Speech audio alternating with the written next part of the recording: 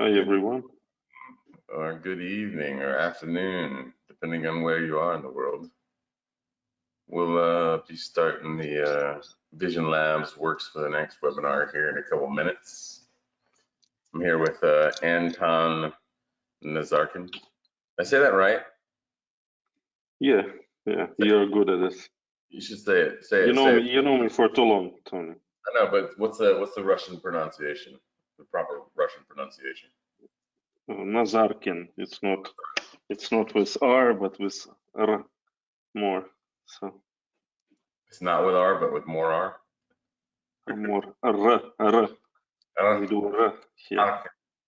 Like that. Yeah. we roar. My name is Tony Luce. So yeah, we'll get started here in just a couple minutes as we wait for people to join us. Hope you guys are having a fantastic Thursday. It's Thursday, right? Tony, yeah, you know better how to use GoToWebinar. So yeah, I think we can open the text commenting from the beginning, and we can switch to audio commenting after we finish up the demonstration and presentation. We're going to do that, but we're going to wait a couple minutes before we make that announcement, just to make sure everybody's on. But yeah, there'll be chat and question and answer available for everybody.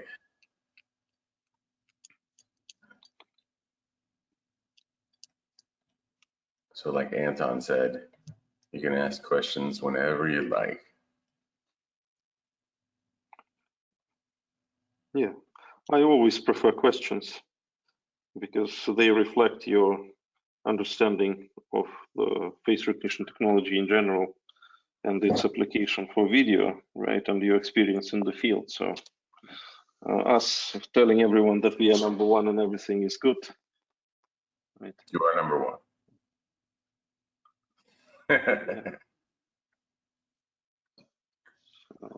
What happened with the presentation? Okay. You're good.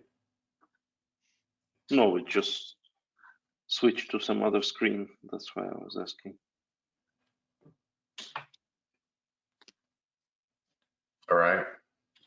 Well, it is officially time to start the webinar. So let's begin. So like I said, welcome to the, go back one slide. I'm going too fast. Welcome to the Works with VisionLabs Works for the next, this is like the third one I think we're doing. And from, and you're in, where right now, Moscow? Yeah. Anton's in Moscow right now. I'm in College Station, Texas. It's a global event, everybody. All right, so VisionLabs Works for the next. Anton is going to run through the presentation. We're going to go over a little bit about Nx in case you don't know who we are for some reason. If you do know who we are, then this will just be repeat information for you, and then we'll get into the VisionLabs product, and then Anton's going to do a hands-on demo for us in terms of how it works in the real world. So let's go to the next slide, Anton. So Network Optix, just a little bit about us. I mean, obviously, we're a software development company. We're focused on IP video management. We make a platform, video development platform we call Nx Meta. And Nx Meta is used to create powered by Nx products like Nx Witness VMS. We do the security surveillance industry. We do lots of different additional industries. And a lot of companies build VSaaS solutions with Nx Meta with their own private label for their own specific market with their own integrations and their own hardware. And that's kind of like the core of what we do. With Nx Meta, because we create all these downstream powered by Nx products, they share common APIs and SDKs, and that allows us to do create the Works with Nx ecosystem, where partners like VisionLabs and customers and end users can can promote their integrations that they've done with powered by Nx products to all of the customers and end users that are out there, so they can discover them and learn about the different capabilities and partner solutions like face recognition from VisionLabs. All right, Anton, next slide. So Meta is a full stack kind of private labeled create VSaaS platform. The general idea here is, if you're not familiar with Meta, it's kind of like a WordPress for IP video. It's got cloud, desktop, mobile, and server applications, developer tools, and then we automatically integrate to tens of thousands of devices out there from hundreds of camera manufacturers. And like I said before, because we share that common kind of infrastructure with Powered by Nx products, then when a company like VisionLabs does an integration with us, then that integration works with all Powered by Nx products. So we are talking about Labs. Next slide. All right. So the Works with Nx ecosystem, like I said, integrations ecosystem that's built right into the Nx Cloud product. So basically, every company is downstream from us. If you've done an integration, you're able to get into the integrations marketplace, and you're able to show up in all their downstream products. So, you know, at the end of the day, it really is all about helping companies like integrators, end users, customers discover kind of value-added complementary products that work with Powered by Nx software products. So you can see the screenshots there of how it looks, and if you want to see it on the cloud, you can go to nxvms.com/integrations, and you can see a suite of different already integrated products like VisionLabs. So that's all there is to say about Network Optix. Next slide. If you got any questions, like Anton said it earlier, but if you join later, go to webinar and there's chat. Feel free to ask questions or make comments throughout the presentation. Anton will give his presentation. I'll watch the questions in the chat and I'll interrupt him if there's anything that's relevant to his particular point he's on. If not, we'll just ask all the questions at the end. We're going to have time at the end to ask lots of questions, do lots of Q&A. So I will hand it over to Anton Nazarkin, the International Development Director from VisionLabs. Anton, over to you, buddy. Yeah, thank you, Tony, and thank you everyone for joining today. I will try to be as brief as possible with the general information and presentation, and obviously we will demonstrate how the plugin works together with Nx Meta. And by far we think that this kind of deep integration that allows you to utilize all the functions, pretty much all the functions of the face recognition engine out of the Nx interface is the way to go. And we are working on this product together with Network Optix for the last 3 years, I believe, Tony, right? So I think it's one of the best offerings today in terms of video surveillance plus face recognition on the market.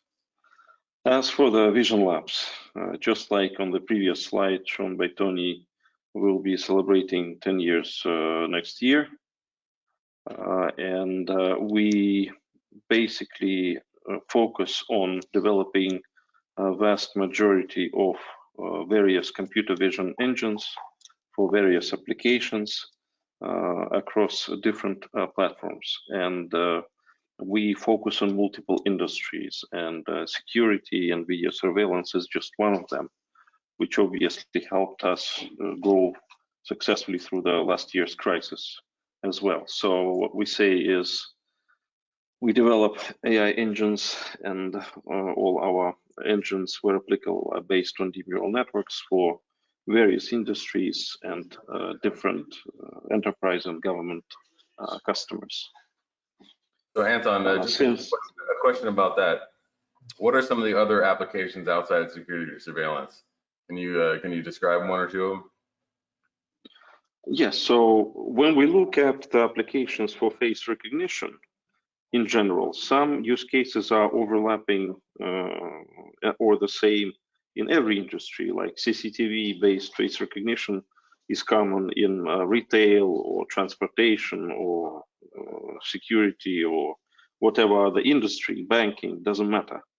Access control is also pretty much the same, but there are some industry-specific use cases like know your customer or digital onboarding applications, or driver status monitoring or driver authentication for in-vehicle infotainment systems, right? Or face recognition for face-based payments, right? These are specific to particular industries, and this is like what I can say is that pretty much any use case, either common or niche, across all industries, we did at VisionLabs in the last 10 years. So we have a lot of experience implementing our solutions as a platform, so that when you start with something, like maybe you want to start with access control based on face, but then since it's a platform, it can grow into applying the face biometrics for other multiple use cases that you may introduce at a later stage.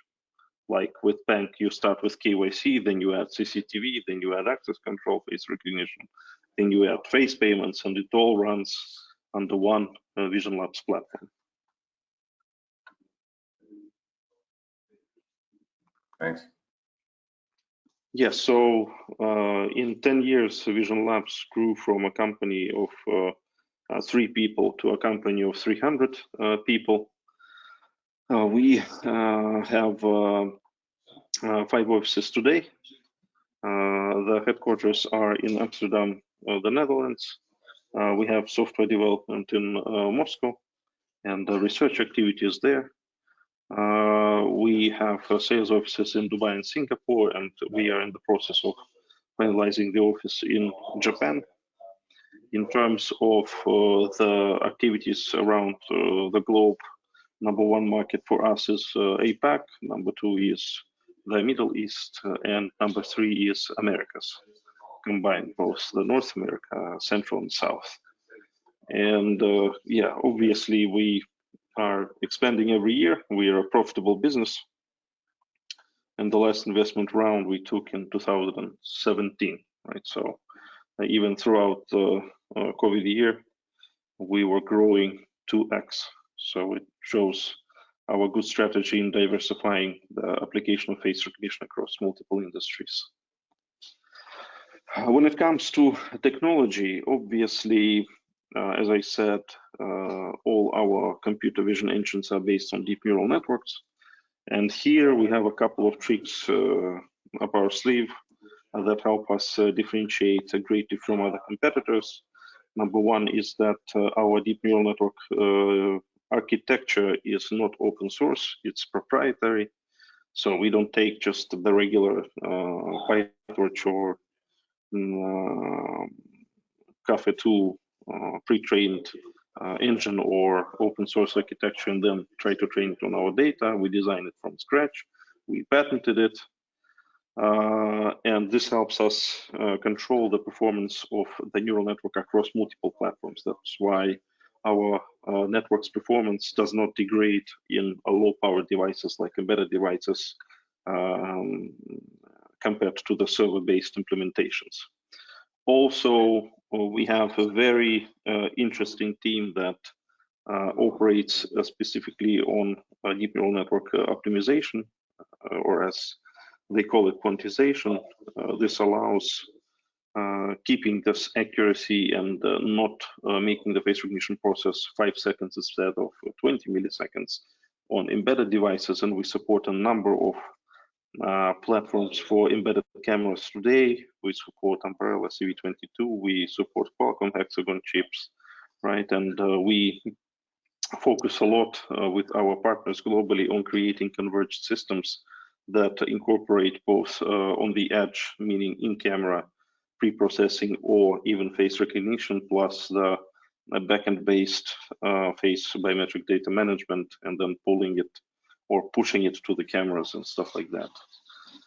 Since we have our inferencing engine, we don't need a GPU to run our engine, right? And this is a great advantage for us, both when it comes to cost and also the service, especially right now when there is a huge deficit on components globally. We see that it's much better to get the regular Intel Xeon CPU machines compared to NVIDIA GPUs. Of course, we support NVIDIA GPUs, and we are partners of NVIDIA, and we have good projects with them. But this is to demonstrate that when you look at other vendors, in 99% of the cases, you'll get a mandatory requirement of having one GPU per camera, or per 5 camera, or per 10 cameras, doesn't matter, right? But it's not the case with VisionLabs, and it allows us to penetrate the customer even with existing infrastructure efficiently. What also is different about VisionLabs is that we control the full stack of algorithms that we create, and therefore flexible licensing approaches are possible. The great thing that differentiates us from competitors is that there is no per channel license fee. Obviously, there are some exotic cases where we have our partners licensing their systems based on how many square feet they have in a building and stuff like that. So we basically try to work out an approach that will suit the product delivery model that the partner incorporating our engine in their solution is used to. So we are not forcing our licensing policy upon every partner. We try to go there individually. But the baseline is the database size, or the watchlist size. This is how we license. And we believe that we don't do anything with video stream. This is what Nx does. So you pay to Nx for what they do, and you pay us for what we do, which is face recognition or face matching. That's why we have the per database size licensing. Obviously, in order to understand the value of technology itself, there must be some independent benchmark or resource that will allow you to at least shortlist the possible candidates for your solution. And in the USA, we have the National Institute for Standards and Technology, where they have an ongoing face recognition vendor test.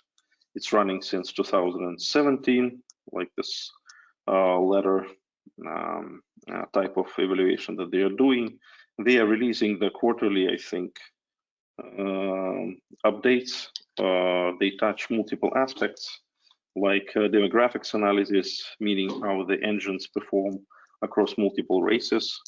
They evaluate accuracy on various data sets. They evaluate speed and other parameters of the engine, right? And VisionLabs consistently since 2017 demonstrates the top performance across all tests that they are doing. And it's very good that NIST also allows you to view the profile of VisionLabs engine there and how it progressed since 2017, right? So we are continually developing our engine, and it helps us to stay on top. On the chart here, you see the ratio of speed versus the recognition error, where VisionLabs is the leader. And this cloud of vendors that you see to the right basically shows that they are simply using the same type of open source architectures for their systems. It's good, but it's not enough, unfortunately, today, especially in real life applications. In terms of products, what we have is we have the core of our system, which is called Luna SDK. It is a C++ API, a very low-level library that can be built in to embedded devices from, let's say, smartphone face unlock to access control terminals to kiosks to whatever other machines to allow efficient performance at the edge, to Luna platform, which is a scalable, powerful server-based system that allows you to manage face biometrics data and scale it up to run tens of thousands or even hundreds of thousands of cameras connected to it, right? When we are looking at the integration between VisionLabs and the Network Optix, we use Nx Meta, obviously. We have created a VisionLabs Faces plugin, and our concept is to allow the management of most functions that are vital for face recognition from a single window. meaning the Nx desktop application. So the only functions that are being done from the Luna platform user interface are the ones associated with face enrollment. You can do basic things also from the interface of Nx, but such things like the batch, face enrollment and stuff, or managing more issues associated with security, for example, like using tokens for authenticating the possible data sources coming in or out of the Luna platform. This is done within the Luna platform UI. But for the rest, we stick to the concept of creating a seamless experience out of the Nx desktop application for the end user. Yes, so the very basic description of what happens actually is that we need to receive a sequence of frames from Nx, and we process them in order to evaluate how these faces are changing in real time across the sequence of frames, meaning the video clip. It's vital for us to not perform face recognition on every frame because it's simply not needed. Sometimes when the engines are performing slowly, other vendors are trying to do it, but as you will see from the demonstration sequence, we don't have to do it because it's very fast. So we are using a technique called face detection tracking and redetection, where we predict where the face will be located on the next frame. And this helps us save resources, the hardware processing greatly, as well as helps us select the best shot that will be actually used for face recognition. We track multiple parameters of the face in real time in order to select this kind of best shot, like face occlusions, angles, eye status, and stuff like that. A lot of other parameters. These quality estimators like AGS quality is also deep neural networks based, right? So this will basically helps us applying a certain logic, select a best shot from the first frame or from a sequence of frame, or create an aggregated sequence of, let's say, 7 face best shot images to achieve better face recognition results.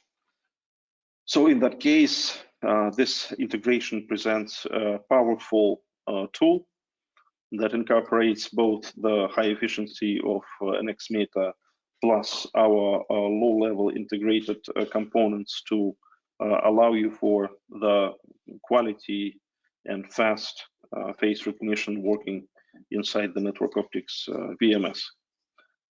I will switch to the demo now. If there are some questions, Tony, I can answer them before I do that.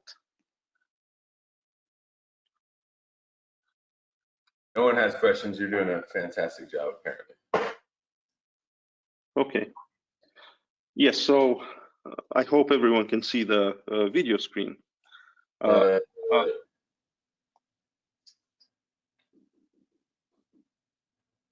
Yeah, we got it. Did it just pause? Mm-hmm. Yes, so what we tried to demonstrate here is the basic operations that are required to operate the 2 systems together. Obviously, you can go through administration and go into the plugin section. And for the plugin section, you will see all the settings there. I will demonstrate here and also in the web UI of the Luna platform what each of the settings mean, right? And I will obviously demonstrate how once these settings are applied and faces are enrolled in the system, you'll be able to see the face recognition results. So this is the Luna platform UI. Here you can see the lists. List is basically a whitelist. You can call it whatever name you want that you create. And this list is being input into the Nx Meta interface. You also have the basic settings like path to the system that are also configured from the Nx Meta interface. I will speed it up a little to move to the fun part. Just to cover a couple things. Before this began, you had to install the Powered by Nx product, right? And then you had to download the plugin for VisionLabs from the integrations marketplace. So can you pause it for a second? Yeah, so you download the plugin from the integrations marketplace, and then you take that plugin and you copy it to a plugins folder on the server application. So the VisionLabs server, it can be on the same machine as Nx Witness or some other Powered by Nx product, right? Or it can be remotely accessed as well, right? And that's where you see the list ID and the IP address. So the host is where the plugin is going to look to send the frames that it's identifying faces to Luna, and then Luna is going to return the values back to Nx, right? So what Anton's showing you here is you've already done the installation of the software, you've already installed Luna, right? Now you're just connecting two systems together, right? So the first thing was the list ID. So the list ID is the default list, right? Like as in like this. You can use a default list value, or you can create a new list of your own. It doesn't matter. Well, I'm saying that list idea here in the system administration dialog is the default list for Nx. Meaning, if you go to the camera, then you can do another list if you want to for individual cameras, right? But if you don't put in another list for the cameras, it'll just check this list by default. That's correct. That's correct. Then the IP address. Can the host be if you did this as here's a question for you. I've never tried this, but if you did this as a cloud-based thing where you got like a URL instead of an IP address, can you use the URL in the host, or does it have to be IP address? I think it has to be an IP address, and remember not to challenge my IQ too much, because I'm not a technical person, right? So you may be installing the system yourself, and I know you did, but I never did install the two systems together. I know what kind of components there are, and for the correctness of understanding, what we need to differentiate is that the package that is on the Network Optix website is tailored for the demo purposes only, and it consists of plugin, and it consists of a preset virtual machine provided by us. Right. So in large-scale implementations and in proper production implementations, we do not recommend using virtual machines for that, and it will be a little bit different setup. But this kind of approach of distributing the demo setup allows you to basically run the system in minutes, and this is what we were trying to achieve from the beginning. Gotcha. So that I just wanted to make sure everybody understood those points. So if you have any questions along the way, just go ahead. Sorry, Anton.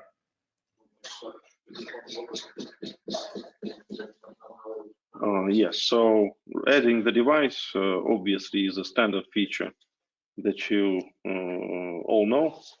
I mean, you all know the users who actually are familiar with Network Optix products, right?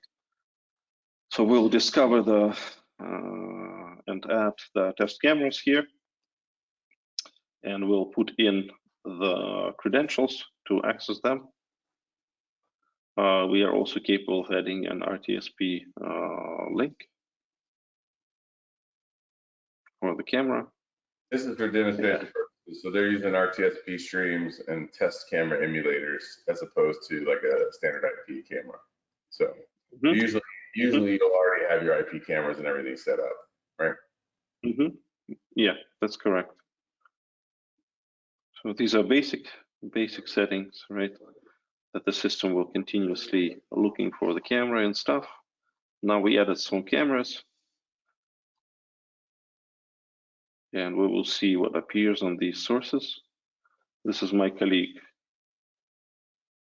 Alexei.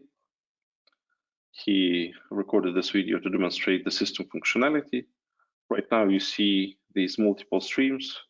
The upper right is the live video. The rest are recorded videos that we are processing. And now the plugin is not active, right? The interface you all know, you can adapt it to your needs. depending on what kind of usability you want to get out of it. And now what you do is you will go through the camera settings like Tony said before, and jump into the plugin, enable VisionLabs Faces plugin, do the recording stuff. Yeah, you have to have the recording enabled in order to capture metadata for video, just so you guys know. Yes, so what we'll be showing is that besides recognizing face in real time, once metadata is there, you can obviously back search through the archive, right?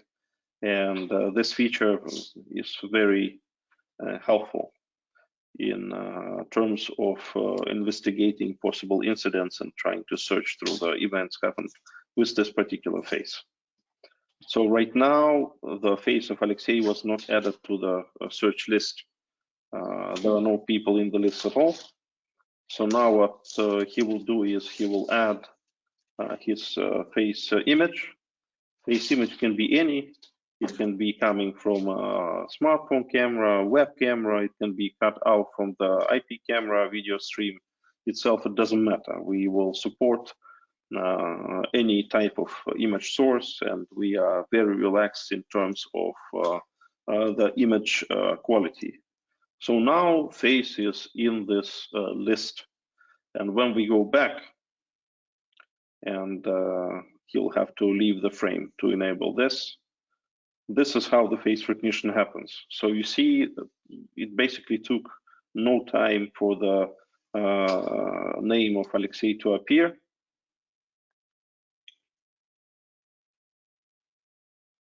And this is what we call real time. Obviously, stuff like glasses or sunglasses or beard or hair, mustache, whatever, or traditional headwear, like in some regions of the world, if a certain area of face is visible, will not affect face recognition result. This is back searching that Alexei is demonstrating right now, right? So you can go back and see what happened before with that.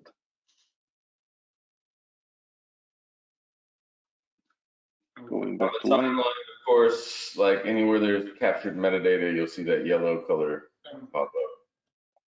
That's correct. That's correct. Yes, now we will run through some of the settings. I will speed it up. So the face recognition pipeline is very simple and complex at the same time. So you have the face detector that selects the best shot. You have the face recognition, and you have a lot of parameters that allow you to set the angles, the quality, etc.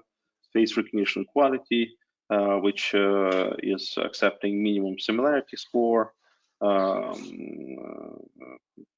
Settings like how many best shots you want to get for the face and how frequently you want to get them.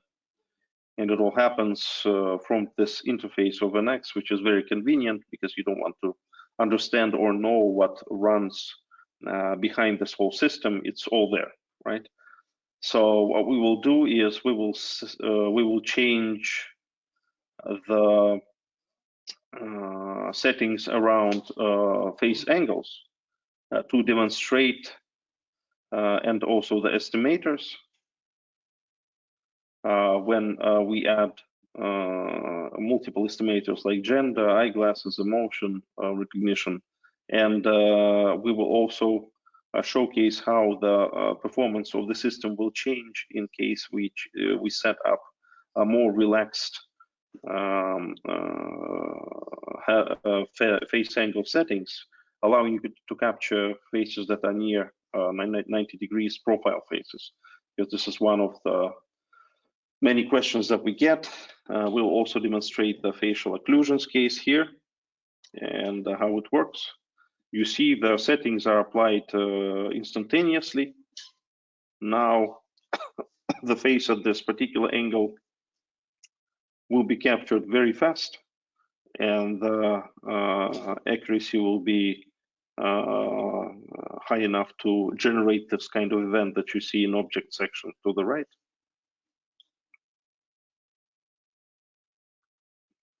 Now let's see how it performs under different occlusions.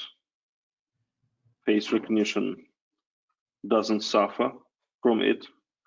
And we have done a lot of implementations around large databases like tens of millions of faces or even hundreds of millions of faces. And we see that the performance of the engine in terms of multiple angles and multiple camera types, etc., is very good. Now for various types of camera position, obviously for face, we need to have as better picture as possible. This is the demonstration of batch enroll function, where we'll enroll faces here in the Luna platform, and then we'll recognize them from this recorded video that we were showing you a second ago. Yeah, so obviously the idea of the customer is always to utilize the existing infrastructure, and they don't want to replace the cameras or remount them, reinstall them. And our engine allows for great flexibility, and in most cases, even the exotic ones, the face recognition will be robust. As I said before, we don't depend on a certain vendor of the camera. We will be fine with pretty much any camera vendor here.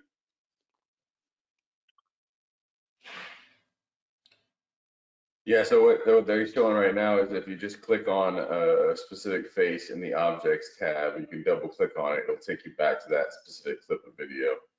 So yeah, yes, and also highlighted on the frame itself. I've tested a lot of post-forensic analysis. Yeah, I've tested a lot of face recognition solutions so far, and one of the things that Anton was showing earlier was the ability to adjust the recognition parameters based off of basically how the camera is mounted itself, right? I've noticed that most other face recognition systems don't have that. Instead they have like a minimum requirement for you to mount the camera at a certain height and have a certain pixel density and have a certain type of view angle, right? So you can tell that VisionLabs has a lot of historical capability that they built up over the years for everything from like putting their application on phones, right, to like ATMs and biometric devices and everything. So you need to be able to recognize faces from all different types of angles, as opposed to making an integrator mount a camera a certain way, right? Because that logistically, as we all know, when you go to a customer site, there's not always the best place to mount a camera that you can actually mount a camera. Like they don't want it to be there, right? So then you got to deal with the physical limitations, and VisionLabs makes that a lot easier to accommodate. So, sorry, go ahead. Yeah, because the idea, obviously, for video surveillance always was that as much area I can capture with the camera, the better for me, right? And obviously, this is not the best case scenario for face recognition, but we do understand that sometimes it's simply impossible to reorganize the current installation, right? So we will do our best to achieve the best possible results with the particular setup that you have today.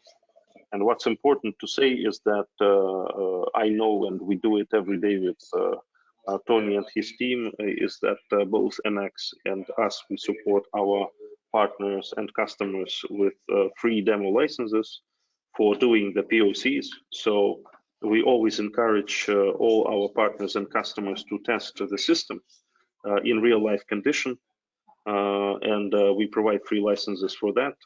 So this serves as the best possible justification of the capabilities of the system and quality of the product. So I encourage you all to message me or Tony after the webinar, and we are happy to provide free demo kits for you to play around in your offices or labs or wherever you want to put the system up and give it a test.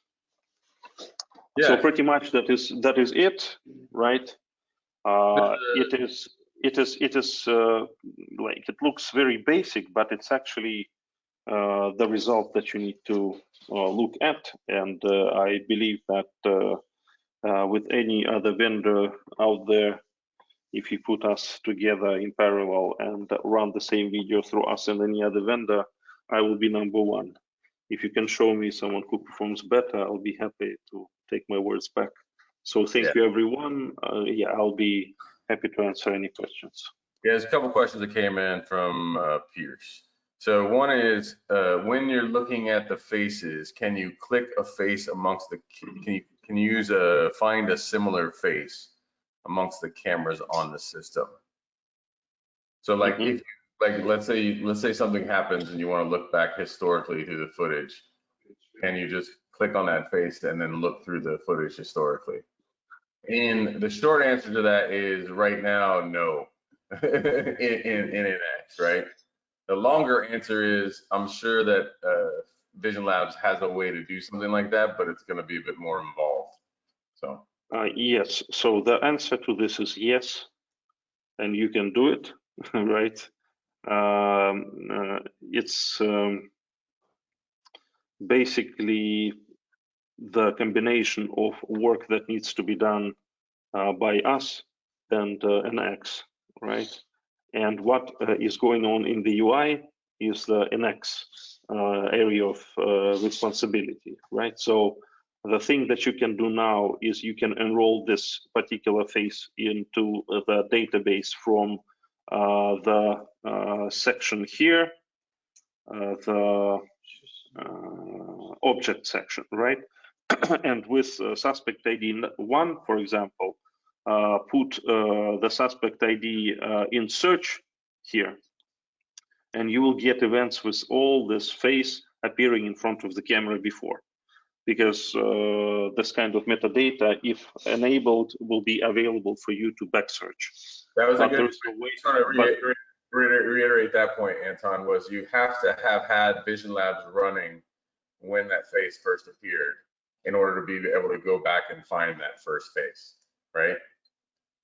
Yes, this is the only way how this can work, but I think, yeah, the bigger question is how you plan the implementation and infrastructure for the project, because you understand that, for example, if you have 100 cameras, besides recording the video for 1 month or 3 months, you'll have to record every face and every face metadata, face meaning the cropped out face, from not every frame, but still it will be a lot of faces coming in, especially if it's a public place, right?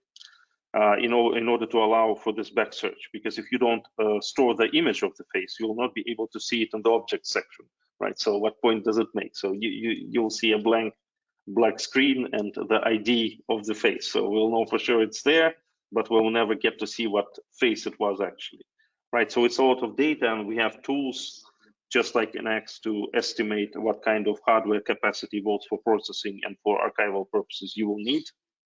And we are happy to assist in that for the POC or for testing and evaluation.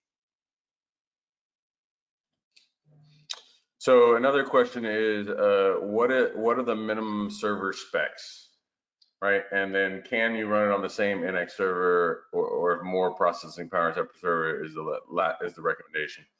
So I can answer part of that, right? One is, of course, you can run it on the same server as Nx, right? And it depends on how you want to architect your solution as to whether or not you want to put it on a separate server or not, right? Obviously, we're super lightweight. VisionLabs is also fairly lightweight, but it really depends on how big your database is that you're searching and the number of cameras that you're going to be looking at as to whether or not you want to do it all on one device. And the last part of that question was, who do we reach out to for pricing, as he currently has multiple projects? So Anton will be the guy that you should reach out to for pricing, and his contact information will be at the end here. So just write down his email, or if you just talk to your Nx sales representative or business development representative in your region, they can also communicate with Anton for you and ask any questions you want in terms of pricing and get you looped into the conversation. So, but for minimum server specs, Anton, do you want to answer that one? Yes, so There's a very simple way to calculate this. Like besides the basic Luna platform requirements, like 8-core CPU, the better ones to have are i7 processors, but we prefer implementing it with Intel Xeon Silver or Gold processors out in the production step. Is that typically for one camera stream you have 1 or 2 cores, and for face recognition it all depends on the load, but imagine you have a server with 52 Intel CPU Xeon Gold processor, and it will allow you to run up to 25 cameras on this kind of server, right? Meaning face recognition in real time. But we always have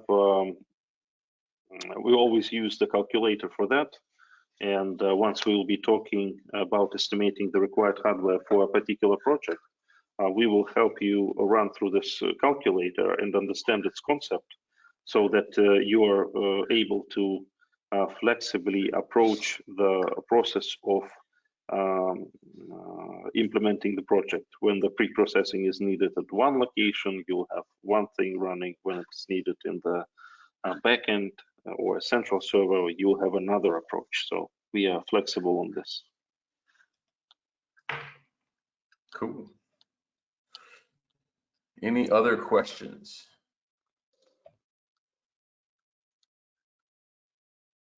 So one thing you talked about earlier, though, that I wanted to make sure everybody understood too was you talked about the fact that you guys built your own neural network and patented it, right?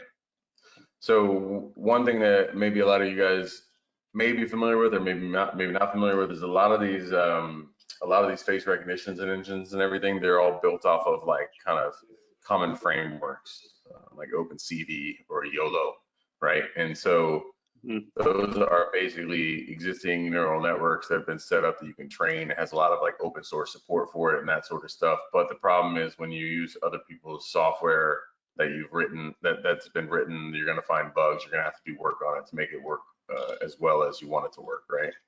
So for companies to do face recognition, yeah, you can do it really fast by using one of those OpenCV or YOLO or one of the existing frameworks. But your performance is going to be limited by the open source community as a whole and what they've done with it, right? So for Anton and these guys to have created their own, and patented their own neural network, it's a pretty good sign. Number one, they've been doing it for 10 years, which means that's a long time in the deep learning world, right? Deep learning became a thing like in the late 60s and 70s, and then basically in the 80s they started working on it, but then they didn't have enough compute power, so they all bailed out on it because like the computers couldn't do what they needed them to do. And then when the computers caught up, right, when you start getting multi-core CPUs and GPUs and everything like that coming out, and it get cheaper and cheaper, then AI became more possible to do again. And that's why you saw in the last 10 or 15 years, lots of companies go back to it. But most of the companies you see entering the AI marketplace these days are newer companies who are using those open source frameworks that other people have built on top of, right? So having that, having a special neural network that they've written really does, there's a huge difference in terms of performance if you look at VisionLabs versus some of the other solutions that are out there. I mean, it just obviously, it works much faster. And it works. I think it's, Tony, it's just the predictability of performance, because like at the office, you looking into the camera, it's one thing, but when you try it from facility to facility, project to project, you want to see a consistent results, and this is what we can deliver, right? So you will not get surprises, right? Obviously, there are some things that you must learn in the process of starting to use the systems like this. But in general, the performance will be robust, and as I said, it will be robust across all the use cases, from ID document face verification to CCTV face recognition, right? And this is what we call cross-domain capability of face recognition engine, and it's also tested by the NIST of RVT benchmark, and you can see the results there. But the thing is, like I said, always try the solution in your office, in your lab, and at a customer site. And never go for the vendors or partners who force you to pay a certification fee or training fee or whatever fee for the POC. Because right now the face recognition market is so saturated that you don't know who to choose, right? It's a big problem here. But the best way how we gain our market share is by demonstrating every day in tens and hundreds of POCs that our engine works better than anyone else. This is what we do. And this is why I encourage you to always test any engine. Maybe you don't like me for some reason, it's okay. But always test the product, and we provide all the tools for you to do it, right? Finally, when it comes to face recognition, there are a lot of myths that you will face, especially talking with end customers, like how many points on the face do you recognize when geometry-based face recognition is not used in the world for the last almost 10 years when the neural networks came in, right? Or how many faces can be detected at the same time or on a frame, which is also a nonsense, since state-of-the-art face detectors that will detect all faces that meet the minimum parameters for quality, size, angles, and other stuff. Like as many faces of me as we can fit in this frame, right? All will be recognized and detected, right? So there is no problem like this, but customers, for some reason, keep on asking these questions over and over again, possibly due to the low level of understanding of the face recognition system concept itself and the low level of professionalism of consulting companies attached to the projects. And I am not talking about the smaller SME type of projects, I'm talking about the big government projects, right? So yeah, be ready for some crazy questions. We know them all, and we are happy to assist you not only in terms of the system setup, fine-tuning, and performance, but we also do a lot of projects every year, and we know a lot of nuances. We know what approaches do work and which don't, and we are happy to share our experience with everyone. Today, and I forgot to tell you that during the first slide presentation, we have more than 600 partners globally. We work in more than 40 countries. We don't have any exclusivity with anyone, right? We are stimulating healthy competition, but do not force the partner clash in countries or regions. So we are happy to work with every partner, no matter the size or capability. We are happy to offer a joint solution of Nx and VisionLabs to you and in your markets through you. Absolutely. Are there any other questions? If not, we can let everybody go. I sent Anton's email address to everybody in the chat. If you want to reach out to him, then because we forgot to show it at the presentation. So if you've got any questions, there's Anton's email address. Feel free to spam him, add him to all sorts of marketing lists if you're bored. He likes marketing lists, right? Yeah. But seriously, thank you everybody for coming and listening to our update on VisionLabs Works with Nx. Like Anton said, these guys were actually our very first Works with Nx partner. So they've been working with us, and they helped us actually work on the metadata SDK at the very beginning, so we could improve it. So we've got a long relationship with VisionLabs, and we've done a lot of projects with them. And the general feedback from our sales channel, at least, is that when they use a lot of face recognition solutions, they end up having some significant challenges on site. But when they have used VisionLabs, they've never had a problem. And like Anton says, these guys have a lot of expertise inside of face recognition, the type of questions that customers are going to ask, the type of challenges they're going to face. So, you know, anecdotally, having heard Anton participate in some of the conversations about some of the projects we have out there, he's a guy who likes to win projects, right? So yeah, whatever you need to win that project, I'm the picky guy. Anton's going to chase you down if you start working on a project, and he's going to make sure that you have all the answers to all the questions you need to win that project, and the technology and the licenses for testing and all that sort of stuff. These guys do a great job of supporting projects. So if you've got a big project that has face recognition requirements, highly recommended you talk to Anton and VisionLabs. A great works with the next partner. So thank you, everyone, and have a good day, evening, or night, wherever you are. Wherever you may be, have a good one, guys, and thanks a lot for. Thank you, Tony. Anton, talk to you later. Bye-bye. Bye, guys.